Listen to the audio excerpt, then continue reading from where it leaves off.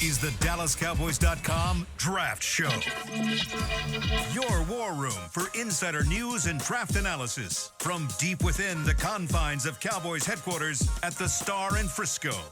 Now, your hosts, Vach Lombardi, Nick Harris, Bobby Belt, Tommy Yarish, and Kyle Yeomans.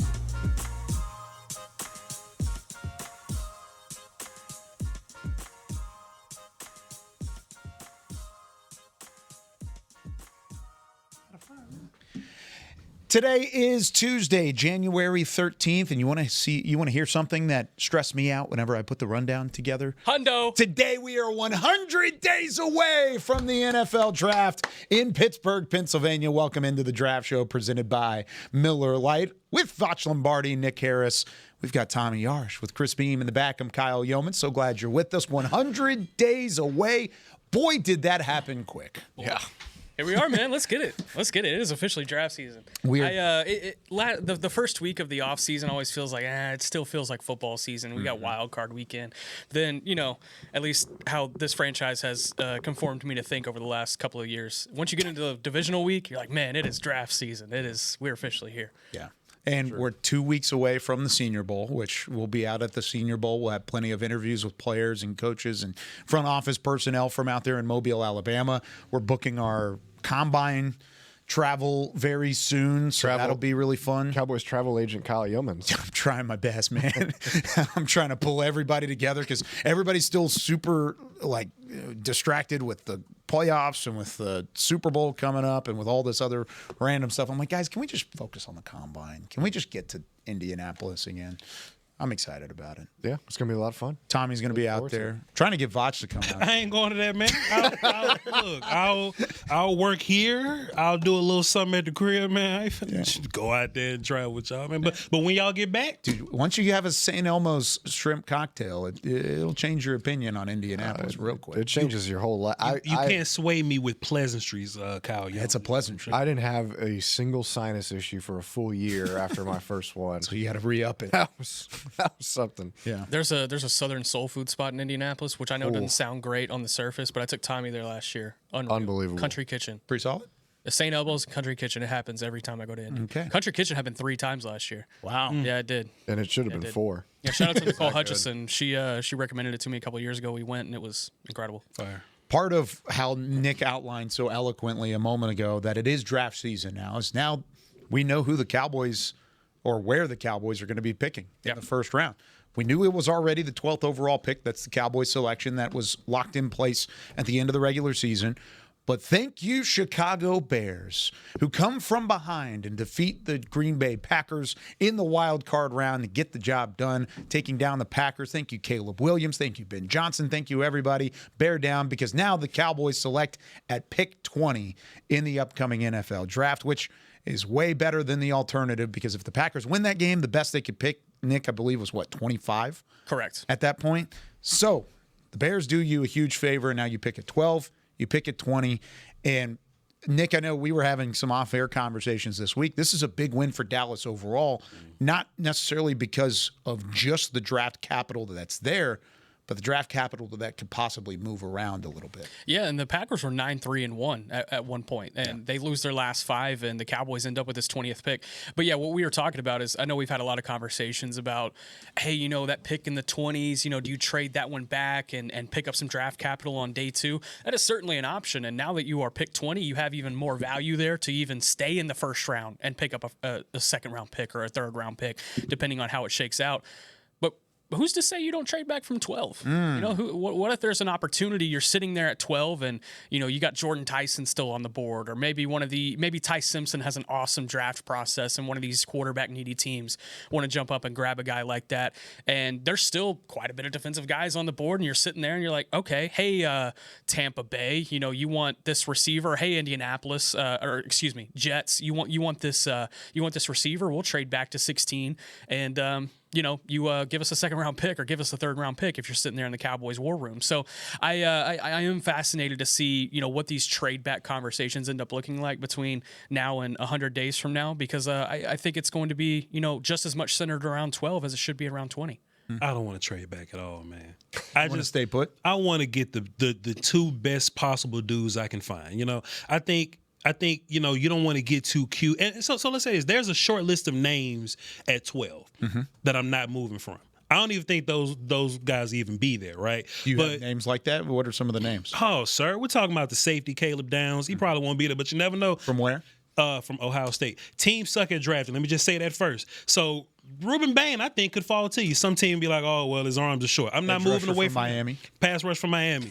David Bailey, pass rush at Texas Tech. I don't think if those guys are there, I'm not moving away from those guys. And I think because of how teams typically kind of act, there's a possibility that those guys could be there. Either one of the corners, I'll take them. I'm not moving away from those guys because just looking at my Cowboy defense, how it currently is, I want the best handful of dudes I can get. I don't want just a whole bunch of complimentary, you're cool guys. I want the best guys. And I think you've earned 12th overall. Jerry says it all the time. Hey, man, we lost, we earned this spot. And Green Bay helped you earn 20. You know what I'm saying? So we would have been mad if Green Bay would have won and you picked 25 overall, right? I don't want to trade back and end up drafted at 25 anyway. I want to take advantage of 20, and I definitely want to take advantage of 12. But that's just me. So to back his point, if that's the route that you want to go, just a historical look at this. This is the 6th time in franchise history the Cowboys have had 2 first-round picks.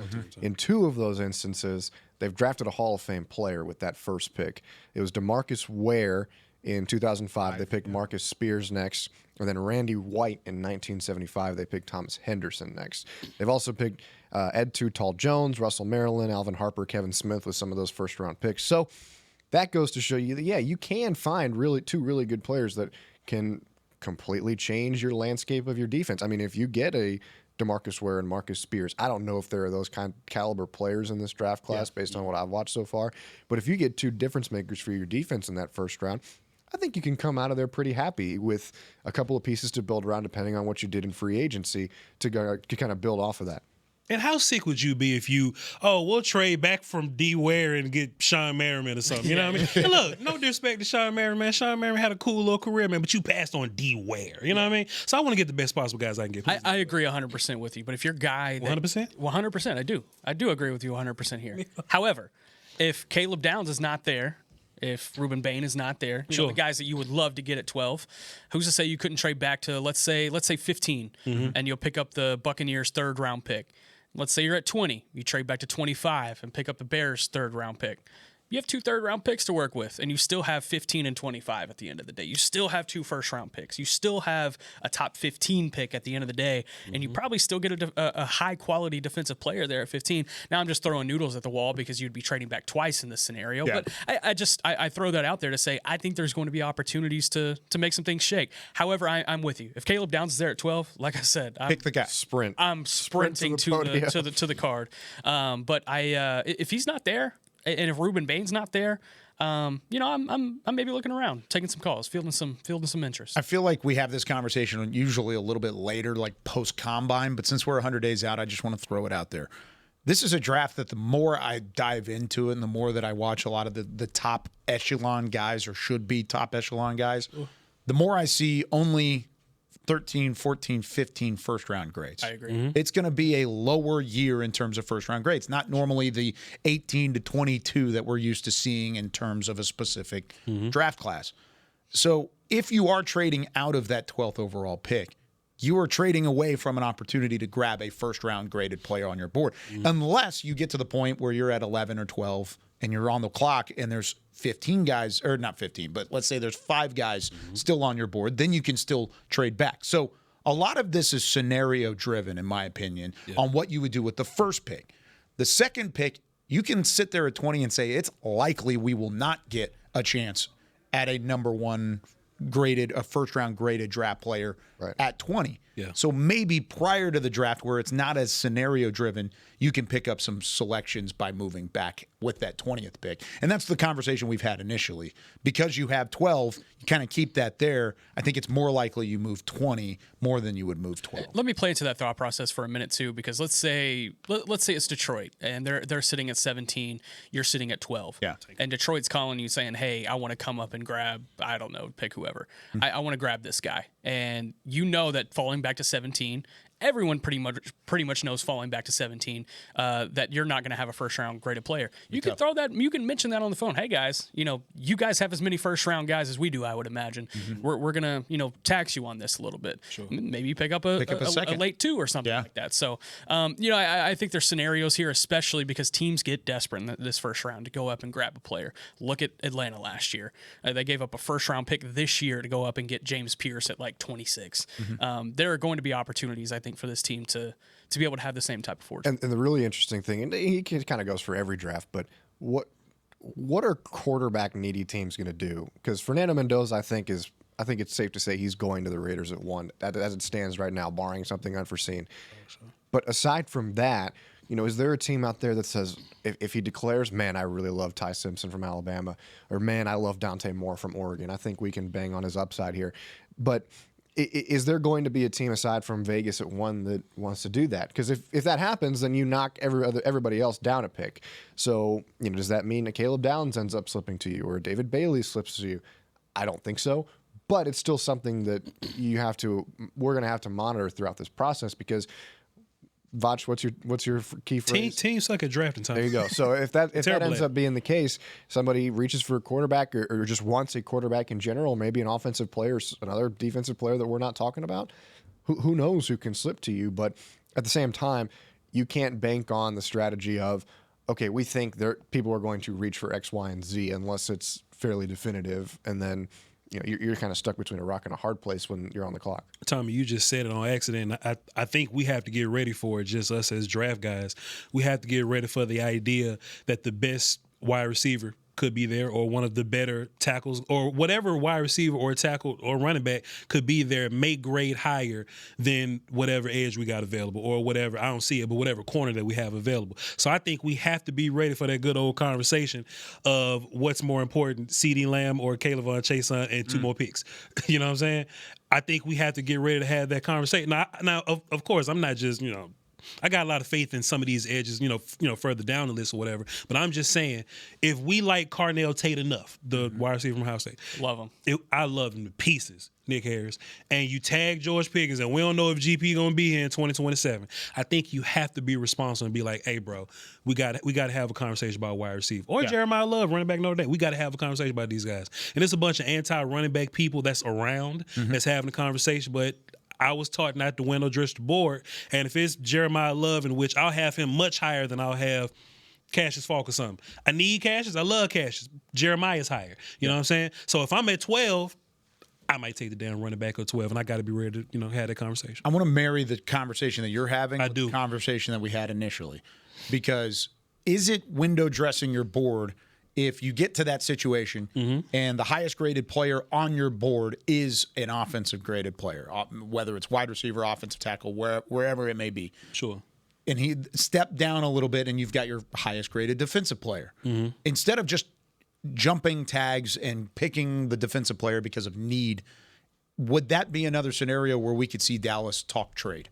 Because you may not want to take a defensive player in that spot, pick up the value, and then take them a little bit later on and trade down in that scenario, as opposed to just jumping tags and picking an offensive player just because he's the top player on your board. So 2 things. I don't really like to do hypothetical trade backs, because it takes a team that's not us to want to be on board with that also, and it's a lot that goes into that. You never know who's on the phone. You never know who's on the phone. So I always want to go from, all right, we got 30 seconds on the clock, we got to make a pick. Yeah. That's always the mindset that I'm going to. And if I got a 1 on Jeremiah Love, running back Notre Dame, and I don't have a 2 on Cassius. I'm just saying, for example, if I had a 2 on Cassius, I think it's window dressing if I bypass my 1 just to get the 2. Now, I'm hoping somebody call. Yeah. Boy, I hope y'all call. Because, boy, I'd love to have another pick in the second round. But just think about how that sounds, right? Hey, Detroit, you want this pick that I don't want? Give me all your picks that you want, so that you can have this pick that I don't want. I think you have to be able to, if nobody picks up the phone, I'm not scared of y'all. I'm picking my dude. And if it's a wide receiver, Carnell Tate, if it's wide receiver, Mekhi Lemon, wide receiver from USC. Or if it's my running back, or if it's an offensive lineman, Nick Harris. Mawanoa from Miami, tackle from Miami. I have to be ready to take all those dudes. I think something else to keep in mind, too, is you have 2 teams behind you, Baltimore at 14, Tampa Bay at 15. What they want. That are most likely going to be looking for the same exact things you're looking for. Linebackers, secondary, potentially an edge, especially as you look at Tampa Bay. Their linebackers are getting old. So if you have Sonny Styles and he's the only linebacker out of Ohio State, he's the only linebacker left for you, or CJ Allen out of Georgia is the only linebacker left for you, and you're trading back to 17, you would have to, think under the idea, hey, Baltimore or Tampa Bay could grab this guy too. Yeah. That's a great way to put it. I think there's a lot of options now because you have that 20th pick.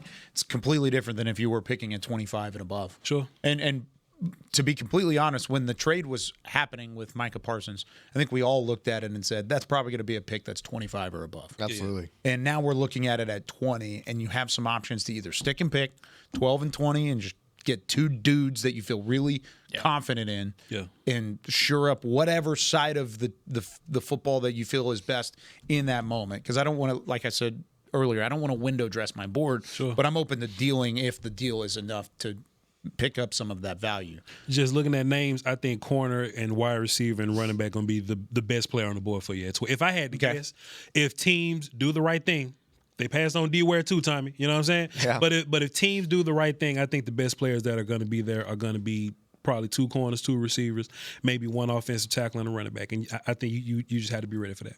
Yeah, I'm with you. I've got, just in that vicinity, I've got some corners, linebackers, a receiver, Tyson from Arizona State. He's so good. He's number 15 for me. Keldrick Folk is in there. I think Keldrick Folk's a good player. I just don't think he's a fit for Dallas. I think that he's the best run tackling edge in the class. Maybe not by design, but that's just kind of how things played out at Auburn this year. I'll tell you what, another corner that we haven't talked about yet, Brandon Cisse from South Carolina. I like him a lot. He's my 3rd best corner right now. 6 foot, 190, good athlete, explosiveness, speed, kind of flies off the film, good frame, long arms. The Cowboys love their long arm corners who can play man coverage and run, and I think he kind of fits that bill. So we'll see is that a 12 pick?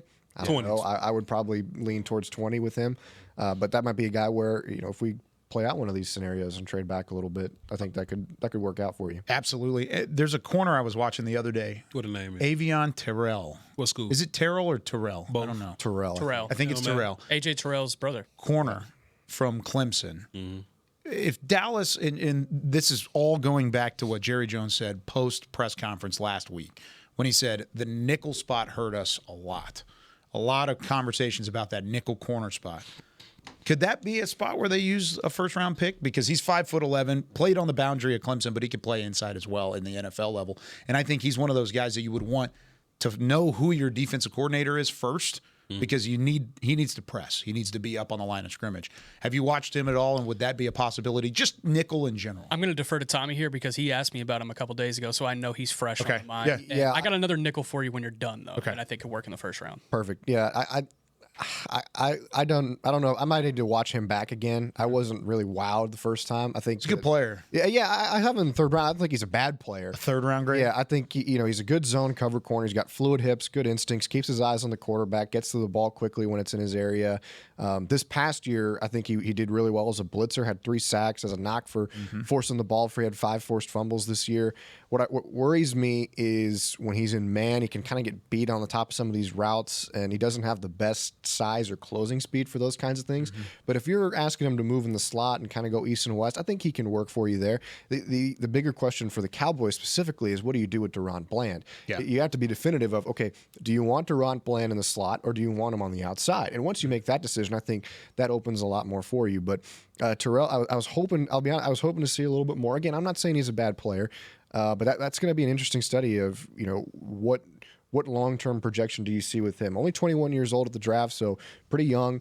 But I was hoping for a little bit more. I think he's really good man. I think he's a solid zone dude. I think he's really good man, off man, and where he kind of excels to me is kind of seeing it and gambling a little bit. You know what I mean? Like not getting out of position. That's what makes him a good man coverage. A good man cover guy, and not a great zone corner. There you go, because he'll bait you a little bit, then he'll break. go get you, whatever. And the Cowboys love those tackling guys, but he's little. He's little. I'm from Mississippi. He's smaller. You know what I mean? So if what's gonna be like 180, 185 or something like that by the time he ends up testing or something. So if you want a slimmer guy, but just he makes up for that lack of size with being feisty and tackling and all those kind of things. So I like him. I don't have a 3 on him. I got a 2. He's like my cornerback 5 right now, but I do like Terrell. I had him like early second, and if I have him early second, then that's ultimately going to be right around the low 20s. Around the 20s, yeah. Is kind of where I have him slotted. So if you're looking at I wouldn't look at him at 12. I'm looking at maybe an impact player, linebacker, safety, down specifically at safety, and then you're looking at an edge rusher at 12. But at 20, I don't think he's out of the conversation. Let me ask you guys this then. Are you concerned at all with? It seemed like every rep that I watched with him, and let me find the games that I watched so you can watch the same thing. LSU, Georgia Tech so far. Yeah. Does it concern you at all that it seems like at the snap he immediately flips his hips and starts running sideways instead of backpedaling? Does that concern you at all? It could be what they asking him to do. I thought I saw more fluidity than a technique problem. I'm not saying there's a technique problem. I'm just saying I don't know if that's going to translate as well. Look at him. No, do you think it's going to translate or not? That's just something that I don't know. Maybe it's I just thought it was kind of unusual that it seemed like every rep he was kind of tipping his hand maybe a little bit before the snap, where he doesn't backpedal. He just goes right back into the look at the quarterback, see where the ball's going. There was one rep. I watched that LSU game too. There was one rep specifically. I thought that was a part of his bait technique in man, of where he kind of flipped his hips a little bit early and then kind of went back inside and was there in position in the hip pocket. But little technique things like that are going to be a question for me when he goes up against, like you said, the top wide receivers, especially if you're going to move them inside. So little things like that, I think, will stop. But I completely agree with you guys that when he breaks to the ball and when he gambles, he's really good. And the interception stuff is there. And like I said, the thing that impressed me the most was, one, when he came on those corner blitzes and he was able to be effective with that, 3 sacks this year, and then the ability to punch the ball free, 5 forced fumbles. That certainly stands out. I don't think he's a bad player. I don't hate the kid, but I think that I was expecting more. Maybe I just need to watch more. Whenever you get time, watch Duke and Syracuse. Those games. Throw those on there too. All right, I got a couple things to throw at you guys. You mentioned you were from Mississippi, so I wanted to throw you a guy. Yes, sir. Josh Moten. I don't know him, man. Corner from Southern Miss. Shout out to Hattiesburg. Yes, sir. You spent some time down there. You went to Southern Miss? To the top, yes, sir. Yeah, all right. Josh Moten. He's a day 3 guy that I think is very intriguing at the corner spot. Matched up against Jeremiah Smith and had an interception on him and 6 tackles. I think this is a fascinating guy, but that was not what I wanted to mention. You were talking about first. He mentioned Mississippi, so it jogged my mind. That's the most Nick Harris thing I've ever heard. Let me just quickly mention. This had nothing to do with This had nothing to do with what we're talking about. Southern Miss, real fast. I just think it's fascinating because I love Southern Miss and I loved their head coach from last year, Charles Huff. But anyway, now he's at Memphis, right? Now he's at Memphis. That's a fascinating program as well. All right, I'm going to give you a first round graded guy at the nickel spot, and I want you to listen to these stats and tell me how you feel about this. All right. So we're sitting at 6 foot, 200 pounds. Okay. During his 3-year college career, had 16 tackles for loss. If you're a nickel, you want your guy playing close to the line of scrimmage. Over just 3 years. Over just 3 years. You want him playing close to the line of scrimmage and affecting the backfield, right? Also had 12 pass deflections. And he is not a nickel corner. He did not play nickel corner in college, but he did play a 1/5 of his snaps at the nickel spot. Theory in mind, are you feeling this so far? I'm listening. Yeah, man. It's Caleb Downs. Don't understand. Siri. Siri, what is Siri doing? Right at the Siri, drop. no. That is crazy. It's Caleb Downs. Now mine's Wow. I am very intrigued with He's Caleb gonna move Downs. right on. Yeah, I'm just gonna move. That was weird. They're always listening. They are always is that listening. an omen? Or Somebody something? tapped your phone from across the way. Yeah.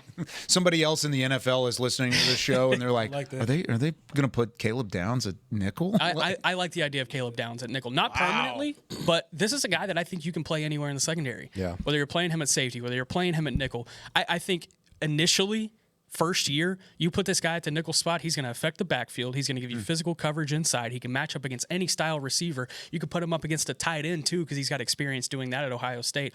I love this guy. I love this player, and I'm just going to continue going hard on Caleb Downs' name. I hate that. And you know why I hate that?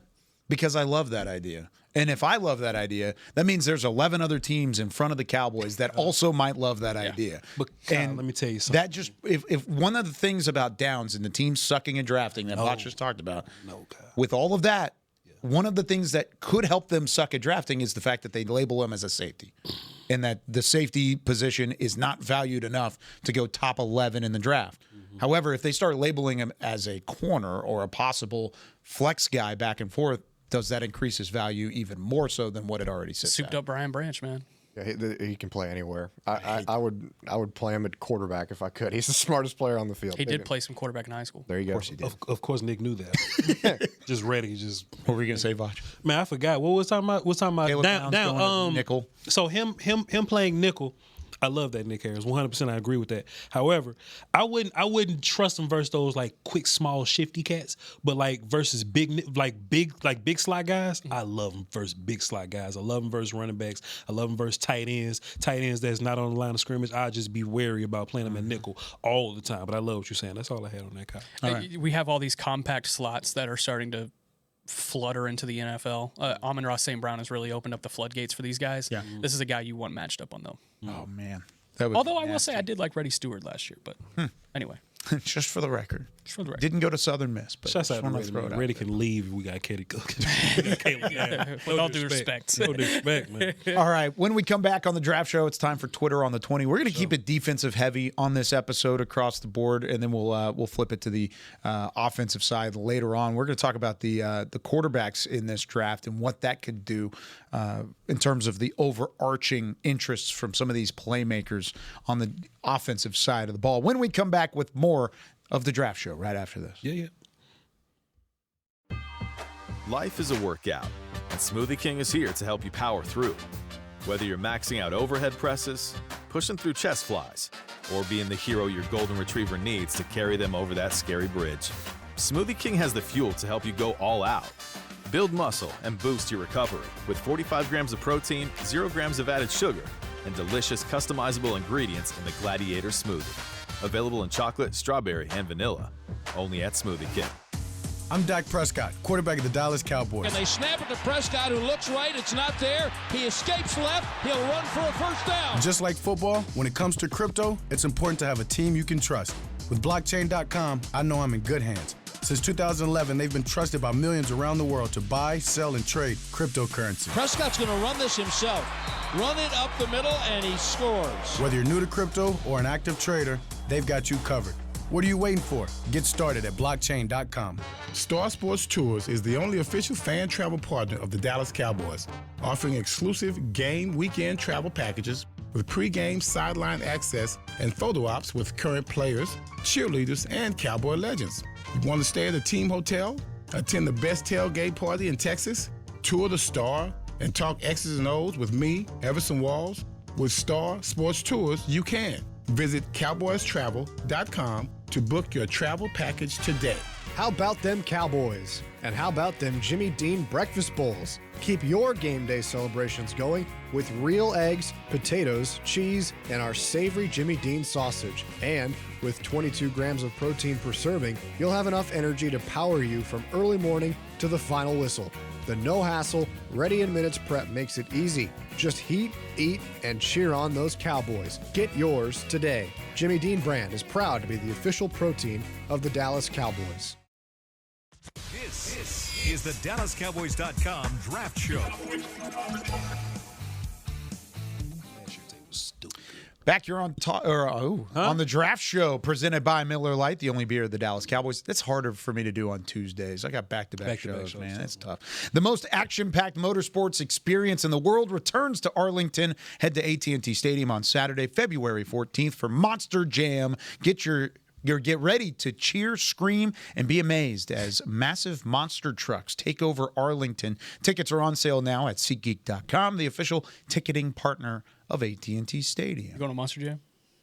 Monster Jam on Valentine's Day. Why'd you look at the black guy first and ask if I was going to Monster? I just figured you would have the funniest answer. So how about this? What do they do there? Like they drive the truck, then what? They do like flips, and they go up these ramps. They get in car crashes. crashes. They That's like what they do. roll bars and everything get crazy. Oh boy, Yeah. that's the hot stuff, huh? Mm-hmm.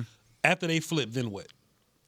flip Do again. something They else. flip. They just Don't keep they- flipping don't all they run day. over? Don't they run over? They a bunch run of over cars different too? cars. They just yeah. run cars They over. may like run over some buses. And I'll go watch traffic, boy. nasty. Yeah, it's crazy. Technically, you would be. Trucks flipping. Boy, that sounds like a thrill. It is a Y'all, thrill. y'all go to Monster Jam. Yeah, Monster Jam. How much they cost? Tickets free to get? No, they're not. They cost money? Yeah, official ticketing partner of AT&T Stadium. SeatGeek. We'll go drive one of the cars, do one of the flips in it. I'm I not feel like flipping you would nothing. like it. I'm not flipping I feel nothing like nowhere. you're sleeping on it a little bit. Yeah. You're sleeping on it. You got to get out there and be like, "Oh man, this is crazy." No, I sound like that? No, I'm just saying that's what I would. I'll never say that about flipping trucks over. Let me ask you this. Let me look up. Let me go to YouTube. If you're guarenteed Caleb Downs at 12, would you do a backflip in one of those monster cars? Yeah. Okay, We got to can figure make out how to make this Yeah, we happen. can make that happen. I'm calling all 11 GMs in front of Dallas. Yeah, just, Hey, just, anybody just got make the sure I'm grave strapped digger? in. Like we got the big monster truck. Type in All right. Monster Jam. Yeah, it's fun. It's cool. All right, it's time, Chris Beam, for some Twitter on the 20. Twitter on the 20. First question comes from Ashley. up, Wants Ash? to know, how deep is this edge class in the 2026 NFL draft? Doesn't want the Cowboys to miss out on selecting one of those picks. Ashley, let me tell you something. I'm watching Monster Jam and they just driving in a circle. Ain't nothing special Oh my going on. gosh. But it's a lot of edges. You know, we talked about Bain from Miami last week. We talked about Bailey from Tech last week. Cash Out from A&M. Akeem Mesidor. Have y'all watched him? Have y'all seen him? Yeah. Yep. Yeah. Boy, he whoop a lot of ass. Edge from Miami. High floor guy. He's about 280 pounds. Don't look 280. He rushed from the outside, rushes from the inside. Very, very nuanced rusher. Great with his hands. Playing, backup playing, counter, no wasted movement type guy. He's one of them older cats. So he's like a high floor dude. I don't see him growing much more than what he is right He'll be now. 25 when his rookie season I don't care how old he is. I'm just- No, I'm you're adding right. to your point, Yeah, adding to thank you. your But what I'm just saying as a response to that, if it's Vach, I'm drafting him, and I don't care that he's my age. Is what I'm saying. Melo Height is another guy from Tech. It's a bunch of opposite guys. I was about to say, these are all opposite end dudes. Melo Height, high energy, bursty, bendy upfield type guy. If you want some good film, go watch him versus Caleb Lomu from Utah, the left tackle. That's supposed to be first, second round type guy. Beat the hell out of him. That's fun. And R. Mason Thomas from Oklahoma is another really good name like too. R. Mason Thomas. Please tell me about him. Bendy. Yeah, bursty. he's undersized, but he plays really smart, has more strength than I think you would expect from a player his size. Kind of struggles to anchor against the bigger guys, which would be probably my only concern, but he's quick off the line, uses speed and bend to beat the opponent, can close in a hurry on the quarterback. I think he's got a really high ceiling. One guy that I've grown to just love over the course of his college career, and I was a big fan of him during his high school career when I was covering it. Danny Dennis Sutton at Penn State. I think this is a guy that if you don't know the name now, he will certainly know it by 100 days from now. I think he's a second round type guy, could potentially even sneak in late first. When you look at the ideal build you want from a guy who can set the edge and also affect the passer, it's Danny Dennis Sutton at 6'5", 270 pounds, long arms, can get into the backfield and disrupt it in many different ways, power and speed, and it's really impressive to see how he combines those two. There was the first time that I saw Danny Dennis Sutton, it was at the All-American Bowl, which is all the top high school prospects go to the All-American Bowl in San Antonio. It actually just happened this last week, and it was Danny Dennis Sutton and Michael Williams, and this would have been 2021, 2022, something like that, and both of those guys were just wrecking shop all week, and they were going up against guys that we're talking about in this draft class, like Caden Proctor. Trying to think of some other. I think Spencer Fano would have been in the All-American Bowl that year as well. And these two guys were just dominating. And as I've tracked Danny Dennis Sutton over the years, and you think about all the edge rushers that have come through Penn State, Abdul Carter had another one a couple of years ago. I'm blanking on a couple of names, but you have Gross Matos. Before it was after Micah. You see your Gross Matos? There you go. But Danny Dennis Sutton has always affected the passer. And when you see some of these other guys in previous years making plays, it's opened up because offensive lines have to respect Danny Dennis Sutton too. Also, piano player, can move up and down the line. I think you could slide him in as far as 3 tech and as outside as 7 or 9 tech. This is a guy that I really like out of Penn State, Danny Dennis Sutton. So you think there's guys in the 4th round? There's guys on day 3 that can make it happen at edge rusher? Like, it's deep enough of a class to where he's not a day 3 guy, but if we are talking day 3 guys, Are there it's are there fascinating. impact edge rushers on day 3? It's tough to answer that question before even like Senior Bowl, Shrine Bowl. Yeah. And that's honestly why I don't like stacking players really until we get closer to Combine, just because like you have to see these guys in person, especially like the day 3 guys, because you're like, okay, if I'm going to take a day 3 swing on somebody, I want to have as much knowledge as possible on this guy. So when we're talking about a guy like Damon Wilson out of Missouri, a guy I like, but I want to see him in person. Same with Patrick Payton out of LSU. If Prince William Amiellen comes out of Ole Miss, that's another one I would like to see in person.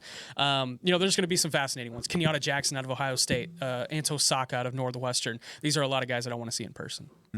The chat, by the way, is giving Vach a lot of flack for not liking monster trucks. Floyd said, I don't know if I trust Vach now. Now he's going to say he doesn't like muscle cars and motorcycles. I just showed Nick Harris a video about this truck that's built like a shark, and it's twerking in the air.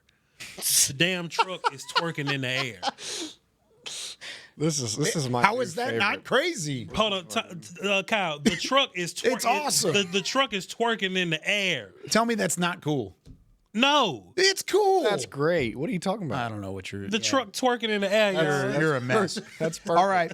Big J wants to know, why is Jacob Rodriguez, linebacker out of Texas Tech, not being talked about more? Feels like his instincts for the ball are good. Great in coverage. His read and react time is good. Feels like he's undersized. Of course, that's going to be a knock, but he feels like he could be the best linebacker coming out of the draft. We maybe haven't mentioned him on the draft show, but he's getting talked about quite a bit in draft circles. Spheres, yeah, as far as I know. And I think he's going to be a high floor type of player, and he's going to give you day 1 leadership, day 1 consistency. I am a Jacob Rodriguez fan. I don't know if I'm first round Jacob Rodriguez fan, but when you see him and how many ways he affected the opposing offenses this past season, granted he had a lot of great pieces around him at Texas Tech, but this guy was their best player on the field in my opinion in a lot of those games. Let me ask you this: why not first round potential with Rodriguez? Limited athleticism. That's going to be the thing he's knocked for during the process. Combine's going to be huge for him. Pro Day is going to be huge for him. But I am a Jacob Rodriguez fan personally. And if if the Cowboys were to trade back and end up with a second or third, and he's still on the board, absolutely. You know something funny about Jacob Rodriguez? People talk about his size, right? Mm-hmm. You know, him and C.J. Allen the same size. Huh. C.J. Allen on film looks thicker, of course, because he's whooping folk, but they're both like 6'1", 230. Yeah. And one of them's tabbed as a physical bruiser of a linebacker, and the other one's tabbed as read and react. But the other one is read and react, and more so a coverage linebacker. Yeah. And I think it's fair because when you watch the film, Jacob looks smaller. Like he looks smaller compared to Allen or whatever, but I'm with Nick or whatever. I think it's athleticism for me. I wonder how much those measurables are going to change when we get to Indy and you get the official measurements from those guys. Because if they look that much different, and they look different, I'm shocked they even are listed as the same size. Mm-hmm. I'm wondering if it's going to be a significant gain for Allen or it's going to be a significant drop-off for Rodriguez whenever they actually get the numbers and put pen to paper. Jacob Rodriguez will be a Senior Bowl guy, and Senior Bowl does a really good job of getting those measurements official. And sometimes, man, there was a couple last year that were like, please don't put that out. And they're like, we have to. It's part of our job. And they did. So I have a feeling Rodriguez may be one of those guys. But no, as a player, I like him too. I think Nick hit it and Vach hit it on the head. This is a really productive player over the last couple of years. You know, you think about these last 2 years he's had with Texas Tech, 6 sacks, 10 forced fumbles, 5 interceptions. He finished 5th in Heisman voting this year. Like, he was that impactful of a player for this defense. And sure, you had the David Baileys, the Romello Heights, the Lee Hunters of the world that were around him, but this was the heart and soul of that Texas Tech defense, and he was all over the place every time. So I think it's kind of like the Akeem Messidor deal, where you're going to get a high floor, experienced player. He's played 5 seasons of college football, who's going to be able to come in and do things for you from a leadership standpoint and from a read and diagnose and react standpoint. But my concern is, just like my colleagues here, is the athleticism. I think he's limited there, and that would limit what he can do long term. But as far as being able to be productive, being able to come in and make an impact, I think, especially in this linebacker room, he can certainly do that. This next question comes from Smalls. So Smalls? And he directed this to Vach. I think it's an interesting conversation, though, for everybody. Smalls HD. Mykel Williams last year. For sure. He was the guy that you said, Dallas is probably going to have him there on the board, probably going to like him, but you hope they don't draft him. For sure. Who is that guy this year? Man, Tommy, 2025 or 26 draft. Tommy mentioned him earlier, and as I look on PFF's board, PFF got him at 14. Not that I trust PFF. I just need to know what people think of these guys. Yeah. Keldrick Falk, man. Keldrick Falk. Out of Auburn. Keldrick Falk, edge from Auburn. Not that I hate Keldrick Falk. I just got a 2 on him. And if we're talking about 12th overall or whatever, I would hope that one of the corners is going to be there. I would rather draft the running back. I would rather draft the safety. Of course, we all know that. I would rather draft Sonny Styles, linebacker from Ohio State. It's just I got a long list of dudes that I would rather draft. Even if Keldrick was available at 20, and it sounds like I'm being mean to the player, right? But just looking at my board right now, I got 3 edges I would rather have over Keldrick Falk if he falls to 20. I got a bunch of wide receivers and offensive tackles. I'd rather take a tight end than Keldrick Falk. So if he's around at 12 or 20, I would hope that the Cowboys don't even look his direction. Who's that guy for you? It would probably be Falk as well. TJ Parker, another one too, but quick. It would probably be Keldrick Falk as well. He's a big guy, and they're going to be blown away by the measurables, and you're going to see some of the plays that he does have, and he has some splash film. Don't get me wrong, but I'm with Vaj. I don't think he's a 12 guy.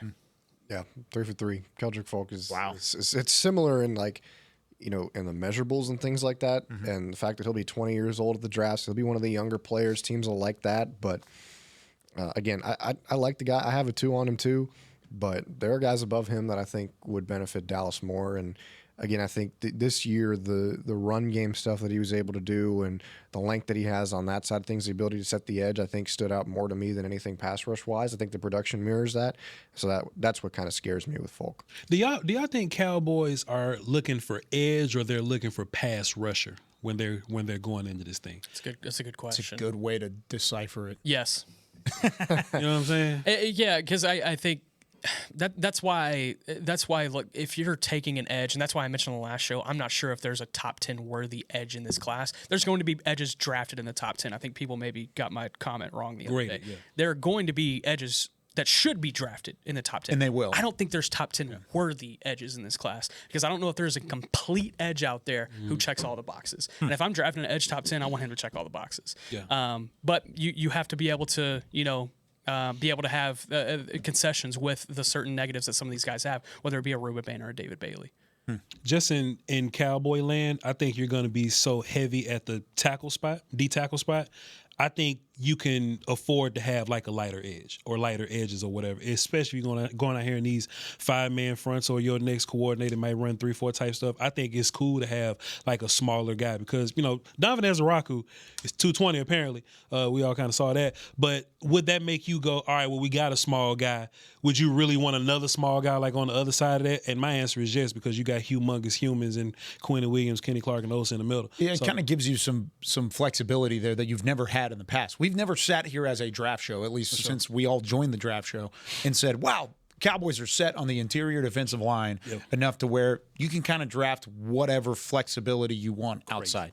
And now you can because you have Kenny Clark and you have, assuming Kenny Clark, and you have Quinnen Williams on the interior. Because look, think about this. Just to beat Cowboys for like 38 seconds, though, right? If you didn't fix the run game at the end of the season, we might be theoretically fix the run game or get better at it, right? I think we having a different conversation. I think the biggest blinking light was, damn, we can't rush the passer at all. You know what I'm saying? So I would hope that Dallas and the people on the second floor are looking at that and going, yeah, man, maybe we can afford to get one of these or just to bypass some of these run-stoppy guys and to go for a pass rush dude, please. I will say take a look at Keldrick Falk from 2024 and how he was affecting the game personally, and take a look at 2025 and see how he was opening up the game for other guys. Auburn had a linebacker last year that led the SEC in tackles for loss and was second in sacks.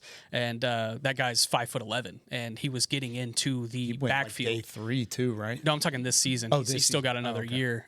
He's a guy that was able to get those opportunities because of the dedication that offensive lines take toward Keldrick Falk. I am just giving that one point of positivity because honestly, I think he's better than who was your guy last year, Michael Williams. I think he would be better than a Michael Williams if they were stacked up against each other. I agree. Some great questions on Twitter on the 20 today. When we come back, we're going to address the offensive side of the ball. We've talked a lot of defense these first couple shows, as you would anticipate, with the needs around this building. However, we've got to take a generic look at what this class looks like from the quarterback position and some of these playmakers across the board. More of the draft show right after this.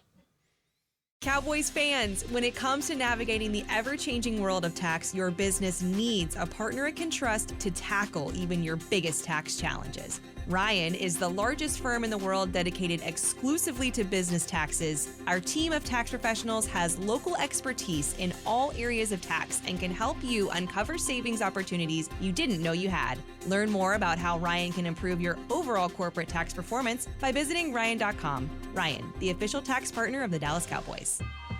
Life is a workout, and Smoothie King is here to help you power through. Whether you're maxing out overhead presses, pushing through chest flies, or being the hero your golden retriever needs to carry them over that scary bridge, Smoothie King has the fuel to help you go all out.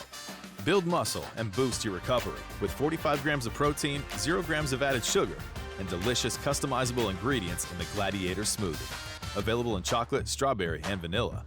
Only at Smoothie King. How about them Cowboys? And how about them Jimmy Dean breakfast bowls? Keep your game day celebrations going with real eggs, potatoes, cheese, and our savory Jimmy Dean sausage. And with 22 grams of protein per serving, you'll have enough energy to power you from early morning to the final whistle. The no-hassle, ready-in-minutes prep makes it easy. Just heat, eat, and cheer on those Cowboys. Get yours today. Jimmy Dean brand is proud to be the official protein of the Dallas Cowboys. I'm Dak Prescott, quarterback of the Dallas Cowboys. And they snap it to Prescott, who looks right. It's not there. He escapes left. He'll run for a first down. Just like football, when it comes to crypto, it's important to have a team you can trust. With blockchain.com, I know I'm in good hands. Since 2011, they've been trusted by millions around the world to buy, sell, and trade cryptocurrency. Prescott's going to run this himself. Run it up the middle, and he scores. Whether you're new to crypto or an active trader, they've got you covered. What are you waiting for? Get started at blockchain.com. This is the DallasCowboys.com Draft Show.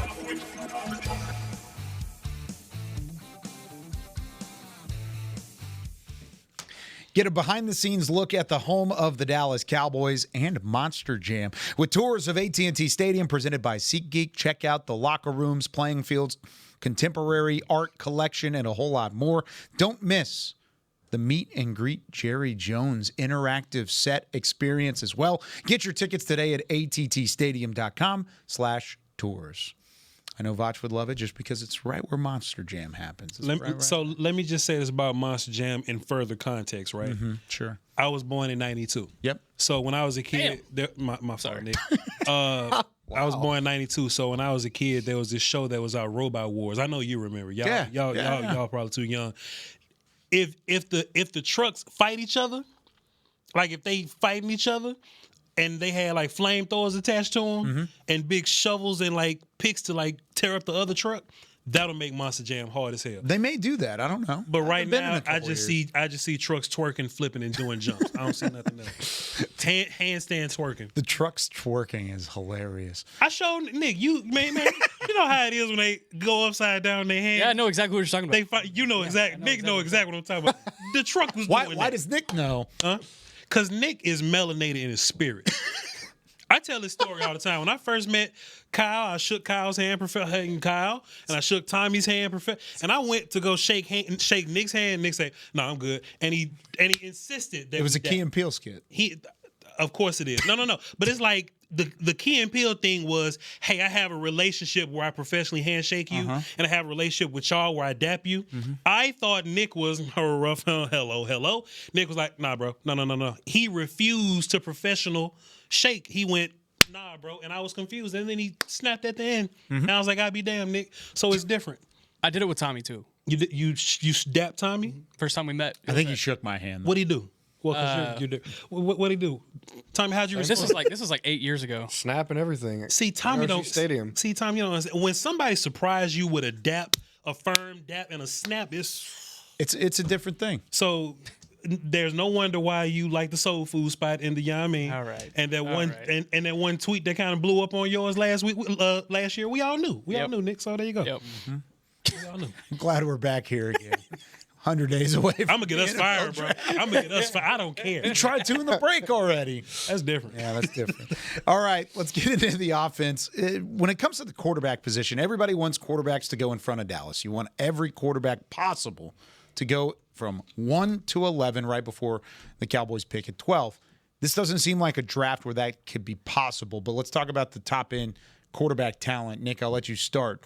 Is this a comparable class to some of the ones that you've seen over the last few years at quarterback? Definitely not from, what year are we in? Definitely not 2024 when we saw all those quarterbacks go in the top 10. You even had J.J. McCarthy sneaking in there.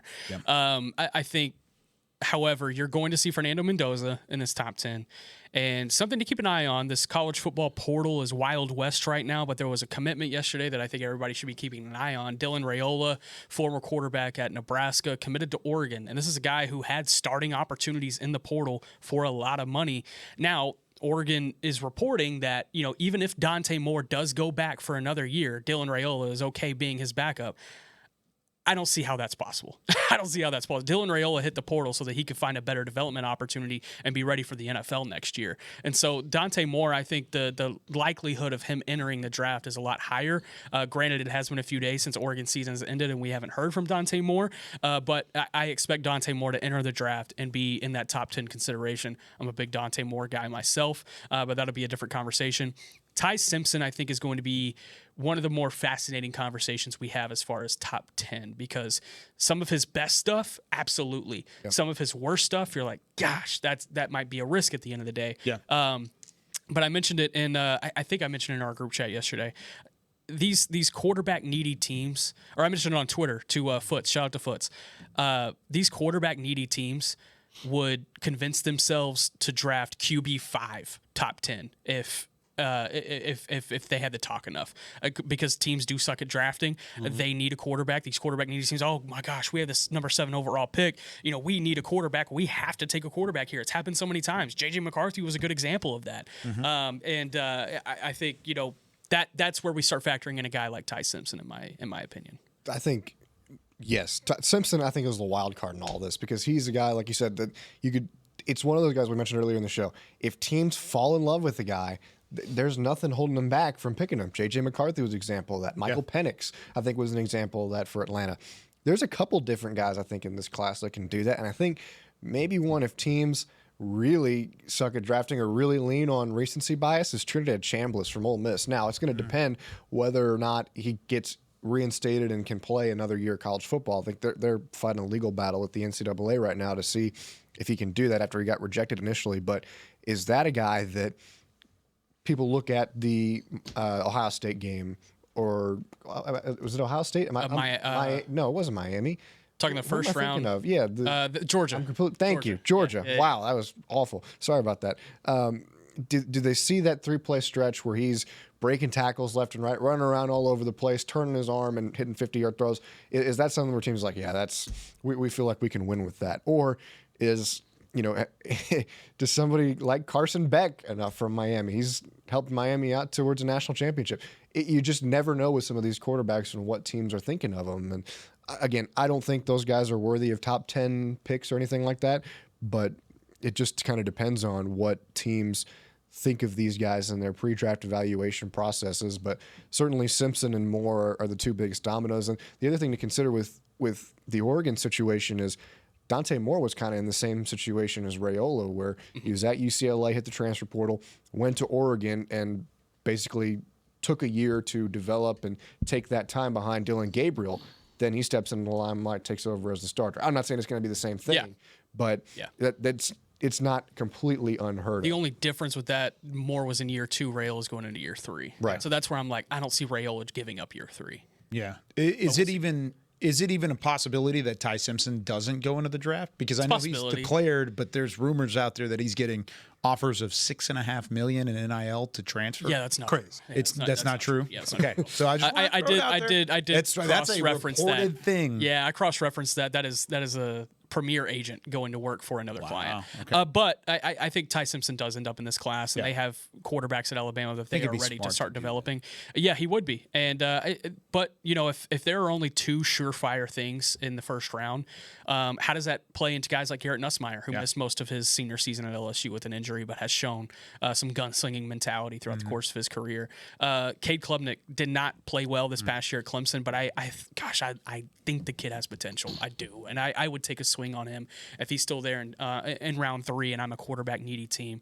But yeah, there's going to be some fascinating conversations. Sawyer Robinson out of Baylor. Yeah. There's a lot of Texas boys in this class. Drew Aller, Penn State. There's a lot of Texas boys in this class too, which is we're going to have a lot of fun. I don't care nothing about quarterback, dog. We got Dak Prescott, man. I ain't watching quarterback till April. But let me offer y'all this, though, right? Let me just offer y'all this. Last year, the New York Giants traded up to 25 with the Houston Texans to go get Jackson Dart. They ended up getting back $34.99 and a 2026 third-round pick.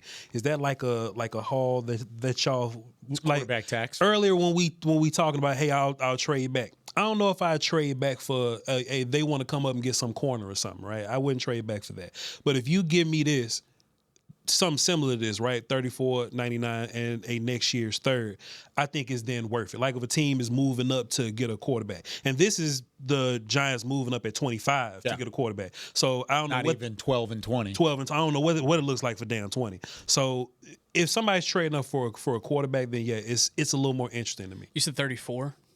$34.99 and 2026. So they moved back 9 spots, picked up a third. Yes, sir. Flipped a second, and a third net this year. Yeah. Yes, sir. That's fascinating. And I love being at the top of day 2.